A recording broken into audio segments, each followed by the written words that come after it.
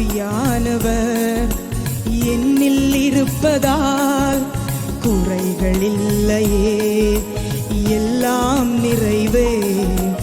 ஆவியானவர் என்னில் இருப்பதால் குறைகள் இல்லையே, எல்லாம் நிறைவே.